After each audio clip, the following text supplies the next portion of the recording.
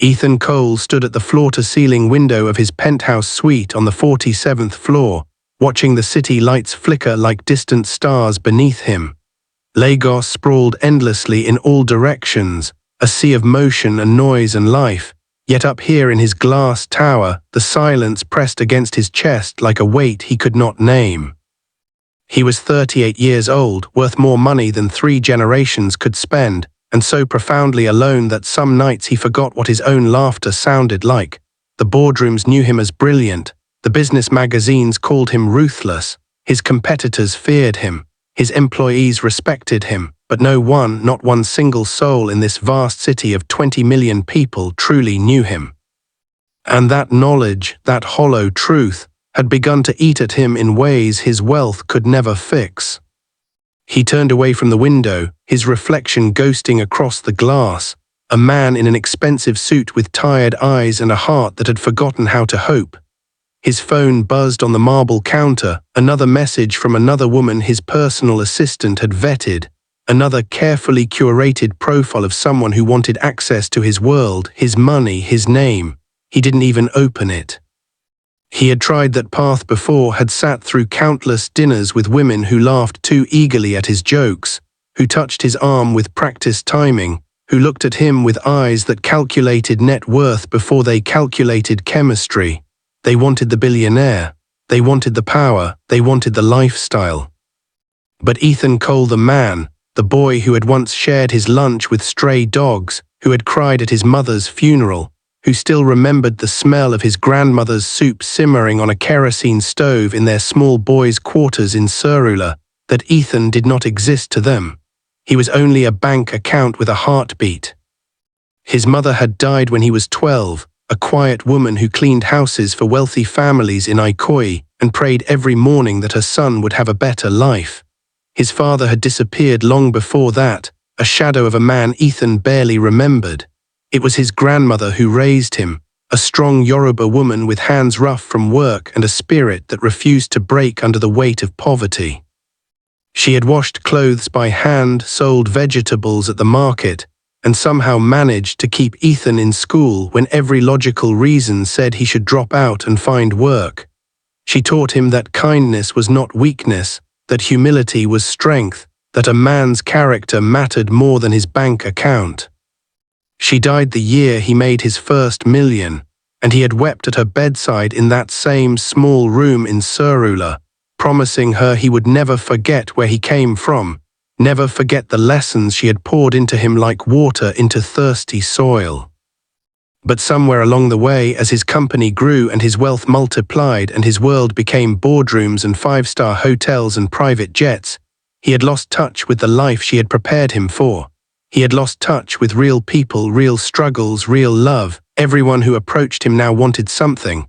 Business partners wanted deals, distant relatives wanted money, women wanted status. Even his closest friends, the few he had left from university, treated him differently now, their laughter cautious, their conversations carefully edited, as if his wealth had built invisible walls between them. He could not remember the last time someone had looked at him and seen just Ethan, not the CEO, not the billionaire, not the man whose face appeared in business journals, just a man who was tired of being alone. That was when the idea came to him, late one night after another empty gala where he had smiled until his face hurt and made small talk with people who bored him to tears. What if he could step outside his life for a while? What if he could walk through the city not as Ethan Cole, founder and CEO of Cole Industries, but as just another man trying to survive? What if he could meet people who had no idea who he was, who treated him based on his character and not his bank account? The thought took root in his mind and would not let go. It was risky, perhaps even foolish, but the loneliness had become unbearable, and he was willing to try anything to feel human again, to feel seen again, to know if genuine love still existed in a world that had taught him to trust no one. He spent weeks planning it carefully, telling no one except his most trusted security detail who would follow at a distance to ensure his safety. He bought an old Toyota Corolla, the kind that taxi drivers used, with faded paint and worn seats and an engine that coughed when it started. He found a small room to rent in Ikja, a neighborhood far from the gleaming towers of Victoria Island, a place where nobody knew his name. He bought simple clothes from the roadside markets, the kind his grandmother used to bargain for, shirts that had been washed so many times the colors had faded, trousers that fit loosely and showed their age. He practiced speaking differently, dropping the polished accent he had cultivated in business schools abroad, returning to the pidgin English and Yoruba phrases of his childhood. He let his beard grow out, stopped styling his hair, wore a cap pulled low over his eyes. When he looked at himself in the mirror of that small rented room, he barely recognized the man staring back. He looked ordinary, he looked poor, he looked free. The first morning he drove the taxi onto the chaotic streets of Lagos, his heart pounded with a strange mixture of fear and exhilaration. The city swallowed him whole, and for the first time in 20 years he was invisible. Cars honked around him. Hawkers pressed against his window trying to sell him phone chargers and chewing gum. Bus conductors shouted destinations in rapid-fire pidgin. The air smelled of sweat and exhaust and roasted plantain, nothing like the air-conditioned sterility of his penthouse. He picked up his first passenger, an older woman with heavy shopping bags who barked her destination at him, and immediately began complaining about the traffic, the government, the price of rice. She did not say please, she did not say thank you. She treated him like furniture, like a tool to get her from one place to another, and when she paid him she argued about the fare even though it was more than fair. Ethan said nothing, just took the crumpled Naira notes and drove away, something cold settling in his chest. That was only the beginning. Over the following days he began to see a side of humanity he had been shielded from in his glass tower. Passengers spoke to him as if he were less than human, as if poverty had stripped him of dignity. They insulted his car, called it a death trap, complained about the seats, the smell, the speed. Young men in expensive clothes got in reeking of alcohol and cologne, bragging loudly on their phones about deals and women, then tried to shortchange him when they arrived at their destinations. Women in designer handbags looked at him with disgust when he greeted them politely, as if his kindness itself was an insult. Some passengers ate in his car without asking, dropping wrappers on the floor. Others made him wait while they finished phone calls, treating his time as worthless. A few times, groups of young men threatened him when he asked for the correct fare, their eyes hard and mean, daring him to challenge them. And Ethan, who could have bought every building on the street, who employed thousands of people, who had presidents and governors on speed dial, said nothing. He swallowed the insults. He accepted the disrespect. He drove away with a smile that felt like glass cutting his face. The mockery came in waves, each one more cutting than the last. Ethan learned quickly that poverty in Lagos was not just about lacking money, it was about being invisible, being treated as less than human, as if the lack of wealth had stripped away his right to dignity. One afternoon he picked up a young couple from a shopping mall in Lekki, their arms laden with shopping bags from expensive stores, their laughter loud and careless. They climbed into his taxi without greeting him, already deep in conversation about a party they were planning, and Ethan pulled into traffic, his hands steady on the worn steering wheel. The young man, dressed in a designer shirt with the price tag probably still fresh in his mind, suddenly wrinkled his nose and looked around the car with exaggerated disgust. He said something in English, his voice dripping with contempt, about how the car smelled like poverty, how these taxi drivers never took care of their vehicles, how it was embarrassing to be seen in such a heap of rubbish. His girlfriend laughed, a sharp sound that pierced through the humid air, and added that they should have just called an Uber, that at least those drivers knew how to maintain basic hygiene. Ethan's jaw tightened, but he said nothing, his eyes fixed on the road ahead, swallowing the anger that rose in his throat like bile. When they reached their destination, a luxury hotel with marble columns and uniformed doormen, the young man tossed a crumpled bill onto the front seat without even looking at Ethan, the amount short by nearly half the agreed fare. Ethan turned to mention it politely, his voice calm and respectful, but the young man was already walking away, his arm around his girlfriend's waist, both of them laughing about something on her phone. The doorman glanced at Ethan with pity mixed with disdain, as if to say this was what he deserved for being poor, for driving a taxi, for existing in their world without permission. Ethan sat there for a long moment, staring at the crumpled bill on his seat, feeling something crack inside his chest. This was what people were like when they thought you had nothing. This was how they treated you when they believed you were beneath them. All the money in his accounts, all the power he wielded, all the respect he commanded in boardrooms, none of it mattered here on these streets where he was just another struggling taxi driver trying to survive. But it was not just the wealthy who mocked him. Even those who were only slightly better off seemed eager to kick downward, to find someone lower on the ladder to remind themselves they were not at the bottom.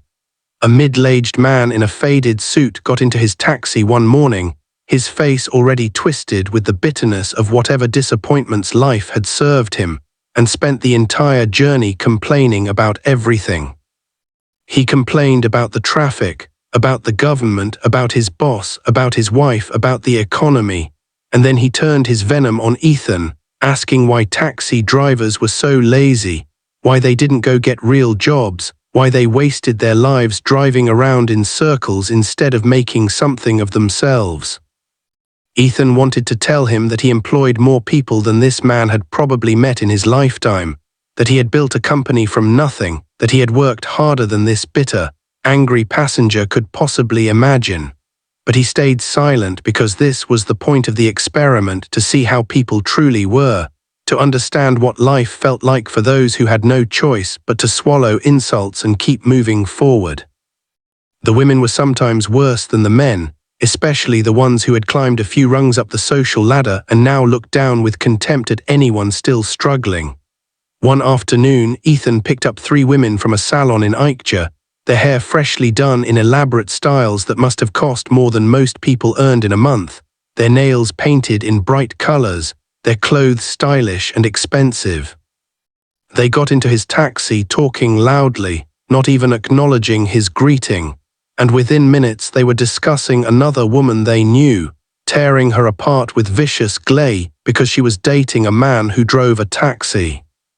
One of them said, with a laugh that sounded like breaking glass, that she would rather die single than date a taxi driver, that there was no future with a man who could not even afford a proper car, that these men were beneath consideration for any woman with self-respect and ambition.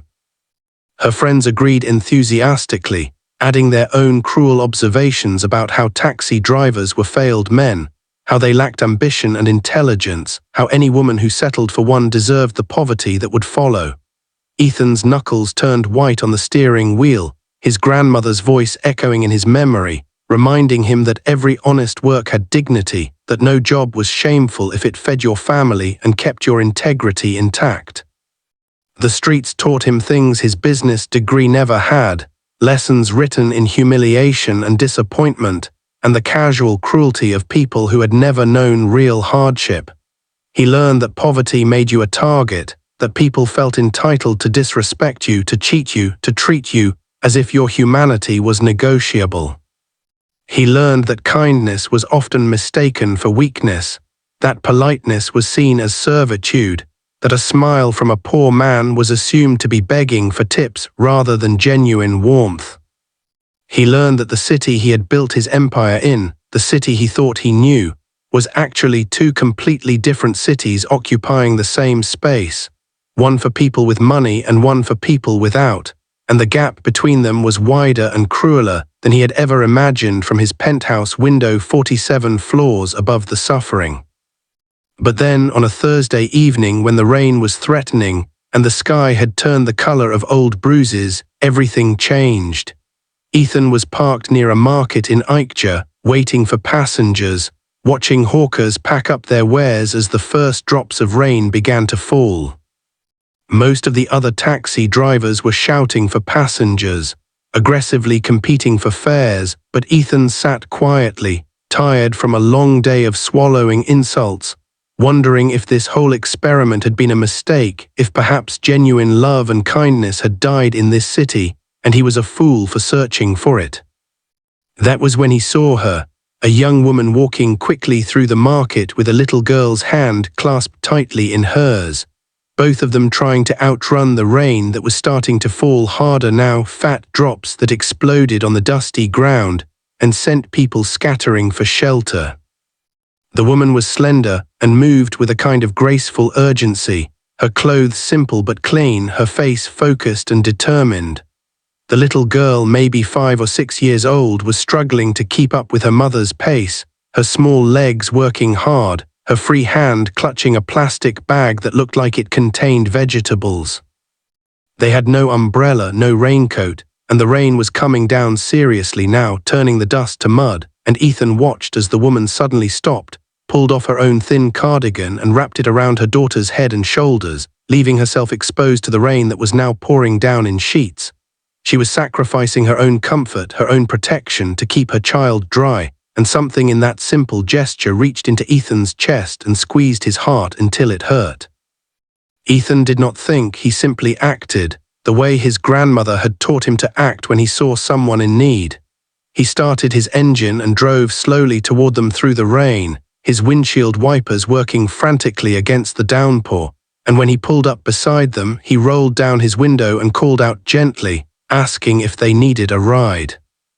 The woman looked at him with startled eyes, dark eyes that held exhaustion and weariness in equal measure, and for a moment he thought she would refuse, thought she would pull her daughter closer and walk away because this city had taught women to be cautious of strangers, especially strangers offering help.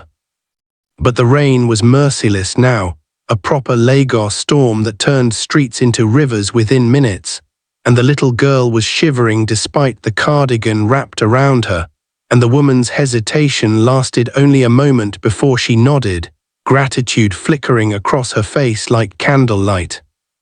They climbed into his taxi, both of them soaked through, water dripping from their clothes onto his worn seats, and the woman immediately began apologizing, saying sorry for making his car wet, sorry for the inconvenience, her voice soft and genuinely concerned about causing him trouble even though she was the one shivering and drenched.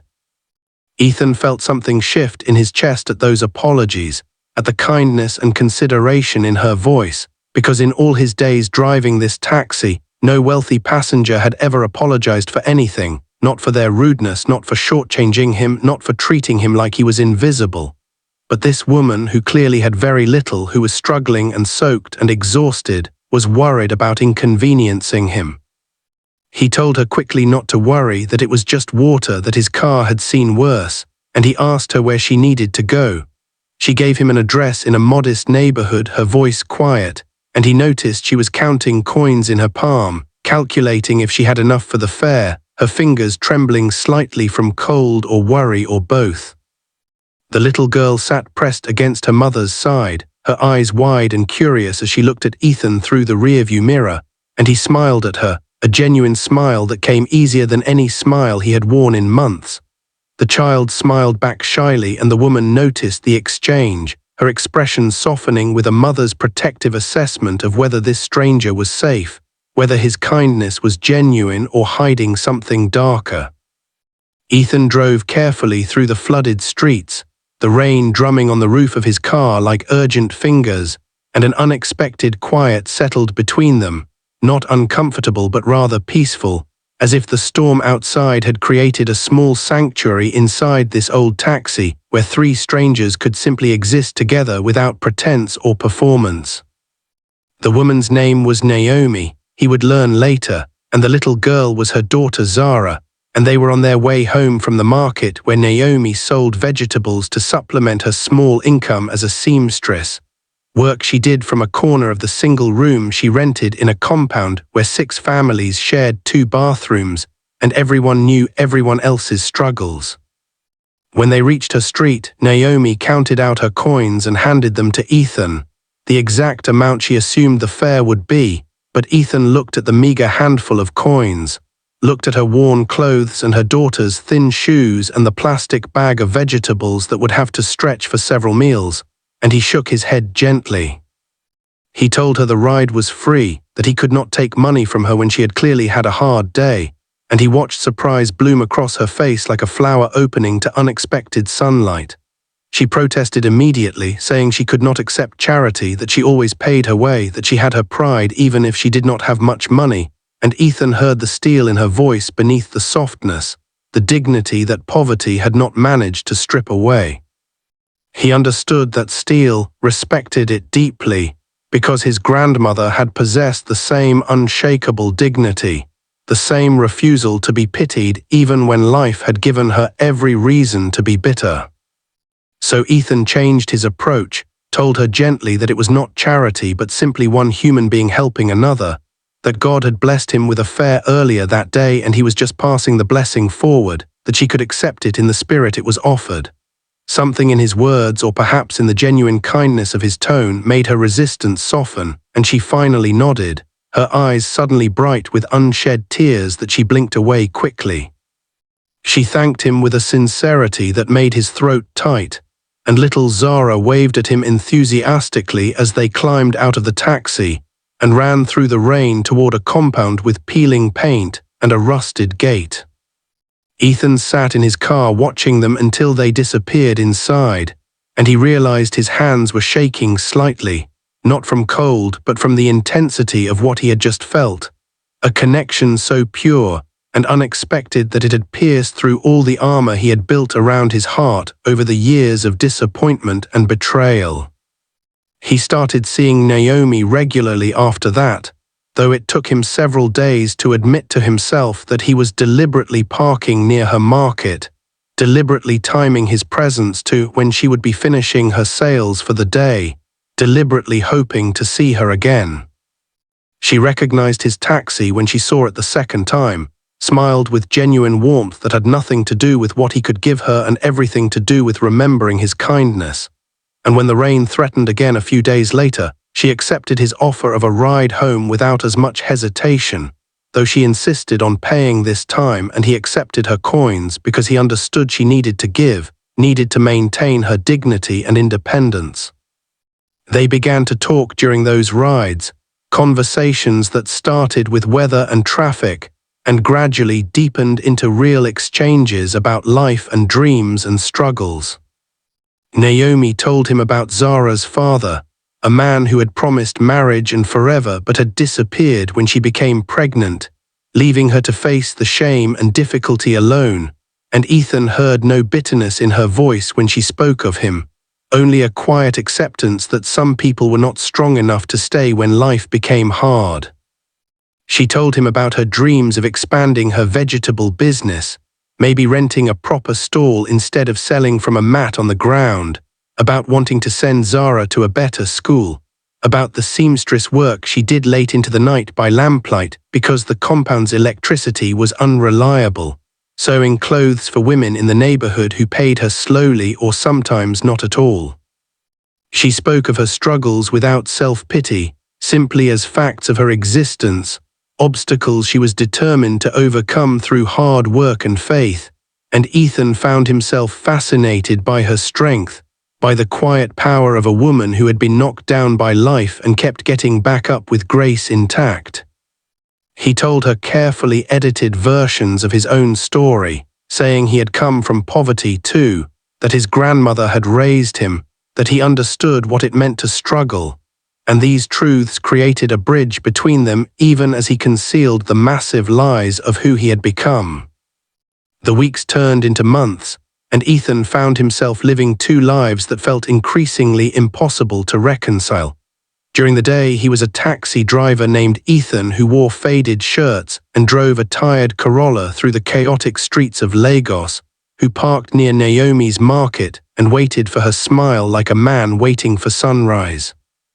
During the night, after he dropped her home and watched her disappear into her compound, he would drive back to his rented room in Ikja, change into his expensive suits, and return to his penthouse where business reports waited and his assistant had scheduled morning meetings with investors and government officials. He would sit in those boardrooms exhausted, his mind half present, thinking about the way Naomi laughed when Zara said something funny, the way she counted her coins so carefully, the way she shared her small portion of food with neighbors who had even less. His business partners noticed his distraction, commented on it with concern, but Ethan waved away their questions, unable to explain that he had found something more valuable than all his wealth combined and was terrified of losing it. Naomi had become the center of his world in a way that surprised and frightened him. He had fallen in love with her gradually, the way rain soaks into dry earth, and by the time he recognized what was happening, it was already too late to protect himself.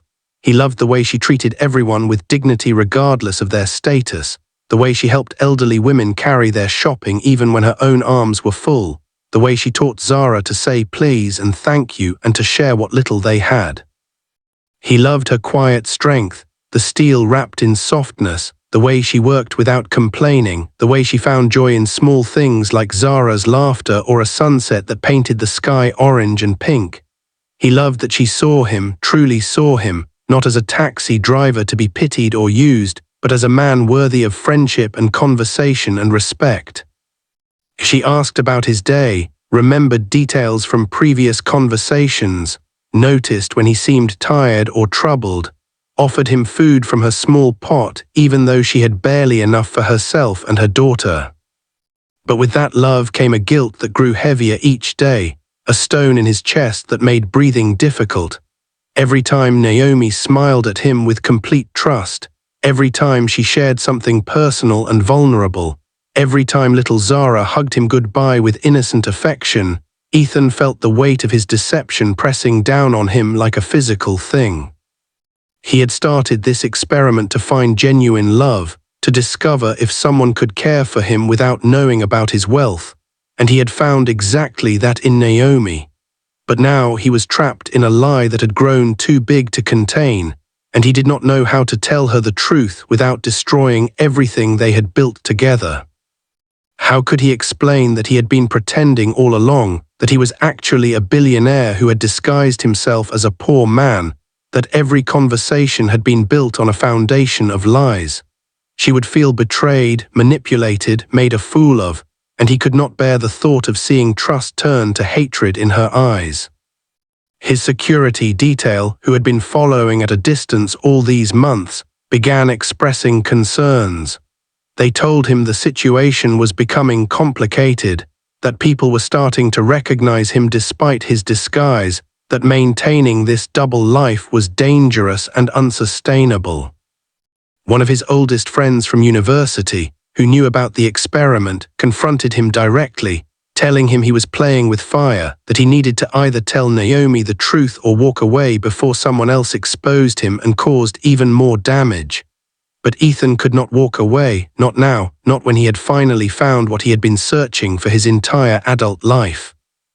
And he could not tell her the truth either, not yet, because he was a coward who would rather live in a beautiful lie than risk losing her to an ugly truth. The universe, however, had its own timeline, and secrets that big have a way of demanding to be revealed. It happened on a Saturday afternoon when Ethan had taken Naomi and Zara to a small park, one of the few green spaces in their neighborhood where children could play and mothers could rest for a few hours. He had bought Zara ice cream, was pushing her on the swings while Naomi sat on a bench watching them with a smile that made his heart ache with how much he loved her, when a black SUV pulled up near the park entrance.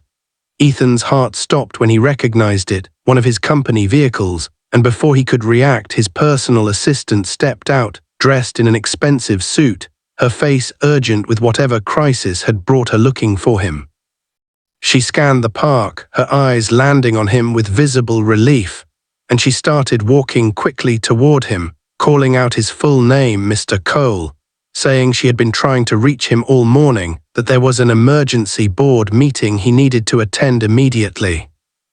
Time seemed to slow down in that terrible moment. Ethan saw Naomi's head turn toward his assistant's voice, saw confusion cross her face as she registered the formal title and the expensive car and the urgent deference in the woman's tone.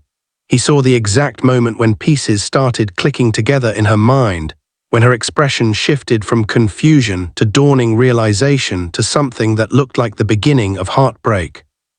His assistant reached them, still speaking rapidly about the crisis at the company, and Naomi stood up slowly from the bench, her eyes moving from the assistant to the SUV to Ethan, really looking at him now, and he watched her see things she had not noticed before, the expensive watch he had forgotten to remove, the way he carried himself, the education in his voice that no amount of pidgin could completely hide.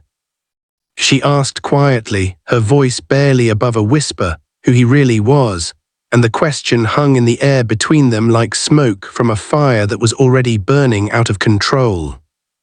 Ethan's assistant finally noticed Naomi, noticed the little girl on the swings, noticed the intimate domestic scene she had walked into, and her face registered shock as she realized what had been happening during all those days her boss had been unreachable. She stepped back uncertainly, suddenly understanding she had made a terrible mistake, but the damage was already done. The secret spilled out into the open air where it could not be taken back. Ethan opened his mouth to explain, to say something that might make sense of the situation, but Naomi held up her hand to stop him, her palm out like a shield, and he saw tears beginning to gather in her eyes even though her face remained composed with the dignity she wore like armor. She called for Zara, her voice steady despite everything, and when the little girl ran to her mother, Naomi picked her up and looked at Ethan one last time, a look that held disappointment and hurt and something like grief for what they had shared and what it had apparently never truly been. Naomi walked away from that park carrying Zara, and Ethan felt something shatter inside his chest that he knew would never fully heal. He tried to follow her, tried to explain, but she kept walking with her head held high and her back straight, refusing to look at him, refusing to hear his voice, and when he reached for her arm she pulled away as if his touch burned her skin. His assistant stood frozen by the SUV, her face pale with the realization of what she had destroyed, but Ethan could not even be angry with her because this was his fault, his lies, his cowardice that had built this house of cards and now watched it collapse. He let Naomi go, watched her disappear down the street with Zara asking innocent questions about why they were leaving so suddenly, and he stood there in that small park feeling more alone than he had ever felt in his glass tower 47 floors above the city. The story spread like wildfire through Lagos the way scandals always did, fed by social media and gossip and the hunger people had for watching the powerful stumble. Someone at the park had recorded the confrontation on their phone, and by evening the video was everywhere, the billionaire Ethan Cole caught playing pretend as a poor taxi driver, fooling some unsuspecting woman and her child. The newspapers picked it up, the blogs dissected it, the television shows analyzed it with panels of experts debating his motives and his character. Some people thought it was romantic, a billionaire searching for true love. Others called it cruel manipulation, a rich man playing games with poor people's emotions for his own entertainment. Most just found it fascinating, another story about the wealthy behaving strangely, and they consumed it eagerly without thinking about the real human hearts being broken in the process. Ethan's carefully constructed disguise was destroyed completely, his double life exposed, and he had no choice but to retreat fully into his billionaire existence. But that world felt emptier than ever now, hollow and meaningless, because he had tasted something real and nothing else could compare. He tried to reach Naomi, sent messages through people in her neighborhood, went to her market only to find her stall empty, heard from her neighbors that she had taken Zara and moved away, probably to another part of the city where the shame and attention would not follow them. He left envelopes of money with people he trusted to give to her, but they came back unopened, and he understood that she would not accept anything from him now, that his wealth was the very thing that had destroyed them, and she wanted no part of it. Weeks passed in a blur of emptiness and regret. Ethan went through the motions of his life, attended meetings, signed documents, made decisions that affected thousands of people, but none of it mattered anymore. His friends told him to move on, to learn from the experience and return to his normal life, but how could he move on when he had lost the only person who had ever seen him, truly seen him, and loved him anyway? He had spent months being mocked and insulted and degraded while pretending to be poor, had endured treatment that taught him more about human nature than any business school ever could, and through all of that pain and humiliation, Naomi had been the light that made it worthwhile. She had shown him kindness when she had every reason to be bitter, had shared her small portion when she barely had enough, had treated him with dignity when the world told her taxi drivers deserved none. And he had repaid her kindness with lies and deception and public humiliation. But Ethan had not built a business empire by giving up when things became difficult, and he was not ready to give up on Naomi either. He understood now that words would not fix what he had broken, that explanations and apologies were not enough to rebuild trust that had been shattered so completely. If he wanted her back, if he wanted even a chance at earning her forgiveness, he would have to prove through actions that his love had been real despite the lies surrounding it. So he began working quietly, using his resources not to impress her but to help her in ways that respected her dignity and independence. He found out through careful inquiry that she had moved to a neighborhood in Aja, that she was struggling to restart her vegetable business in an unfamiliar area where she knew no one, that Zara had missed weeks of school during the upheaval. He could not approach Naomi directly, but he could work behind the scenes to make her life easier. He arranged anonymously for the landlord of her new compound to forgive 2 months of rent, making it look like a government housing assistance program. He had his foundation, which operated separately from his public identity, offer small business grants to women entrepreneurs in her area, and Naomi received one without knowing it came from him, money she could accept with pride because she had filled out an application and been selected on merit. He made sure Zara's school fees were covered through a scholarship program, that the local market where Naomi sold her vegetables received infrastructure improvements that helped all the vendors. He did these things expecting nothing in return, asking only that his involvement remain secret, helping her the way he should have helped from the beginning, with respect for her autonomy and dignity. Months passed before Ethan finally gathered the courage to see her again. He did not go as the billionaire in expensive suits, but he did not pretend to be poor either. He went as himself, wearing simple but honest clothes, driving his own car, carrying no gifts or bribes, just a heart full of regret and hope. He found her at the market on a Saturday morning, and when she looked up from arranging her vegetables and saw him standing there, her face went through a dozen emotions in the space of a heartbeat. She could have walked away, could have called for help, could have refused to acknowledge him, but instead she straightened her shoulders and waited, giving him a chance he knew he did not deserve. He told her everything then, his voice quiet and raw, explaining about the loneliness that had driven him to such desperate measures, about the mockery and cruelty he had faced on those streets, about how her kindness had been the only real thing in a world that had taught him to trust nothing. He told her that yes, he had lied about who he was, but everything else had been true, every conversation, every laugh, every moment of connection. He had fallen in love with her not because she was convenient or available, but because she possessed a richness of spirit that his money could never buy, a goodness that poverty had not managed to corrupt, a strength that inspired him to want to be a better man. He told her he understood if she could never forgive him, never trust him again, that he had broken something precious, and he would carry that regret for the rest of his life. But he wanted her to know that she had changed him permanently, had taught him that true wealth was measured in kindness and integrity and love, and for that gift he would be eternally grateful even if she never spoke to him again. Naomi listened in silence, her eyes never leaving his face, and when he finished speaking she was quiet for a long time, the noise of the market swirling around them while they stood in their own private universe of pain and possibility. Finally she spoke, her voice soft but firm, telling him that what he had done was wrong, that the deception had hurt her deeply, had made her question her own judgment and feel foolish for trusting so easily. But she also told him that she had seen his heart during those months, had watched how he treated other struggling people with compassion, had noticed the way he helped elderly passengers with their bags without being asked, had seen him share his food with street children when he thought no one was watching. Those actions, she said, had been real regardless of his lies, and they told her something true about who he was beneath the wealth and the disguises.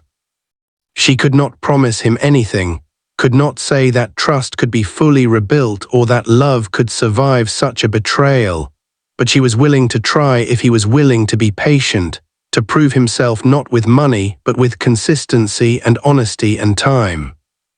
Ethan felt tears burn his eyes at her words, at the grace and wisdom of this woman who had every right to hate him but chose instead to offer him redemption. They started again slowly, carefully, building something new on the ruins of what had been broken. He was honest now about everything, about his wealth and his business and his life, but he also showed her the parts of himself that money had nothing to do with, the boy who had loved his grandmother, the man who still remembered what hunger felt like, the human being who had learned that connection mattered more than success.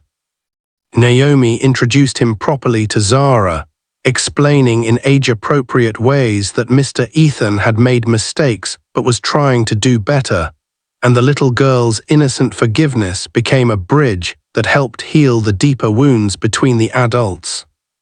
It took almost a year of patient rebuilding before Naomi told Ethan she loved him, and when she said those words they felt earned in a way nothing in his life had ever felt earned before.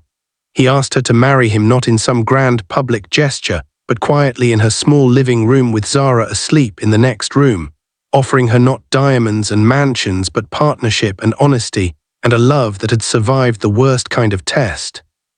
She said yes with tears in her eyes, and Ethan knew that he had finally found what he had been searching for all along, not someone who loved him despite his wealth or because of his wealth, but someone who loved him for the man he had proven himself to be through his worst mistakes and his long journey back to integrity.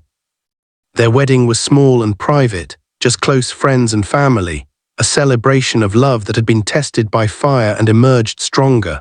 Standing at the altar watching Naomi walk toward him, Ethan thought about the journey that had brought them here, about the mockery and pain and humiliation he had endured as a taxi driver, about the loneliness that had driven him to such desperate measures, about the moment Naomi had wrapped her cardigan around her daughter in the rain and changed his life forever. He thought about his grandmother, who had taught him that character mattered more than money, and he knew she would have loved Naomi, would have recognized in her the same strength and dignity that had defined her own life. The city outside continued its chaos, millions of people struggling and striving and searching for connection in a world that often felt too harsh and too cold. But inside this small church, two people who had found each other against all odds were proving that true love existed, that kindness mattered, that the human heart was capable of forgiveness and grace and transformation. Money, Ethan had learned, could buy many things, but it could not buy what mattered most, the steady warmth of a hand held in darkness, the trust rebuilt slowly over time, the love that chose to stay even when leaving would have been easier. That kind of wealth, the only wealth that truly mattered, could only be earned through honesty, patience, and the courage to be vulnerable enough to be truly seen.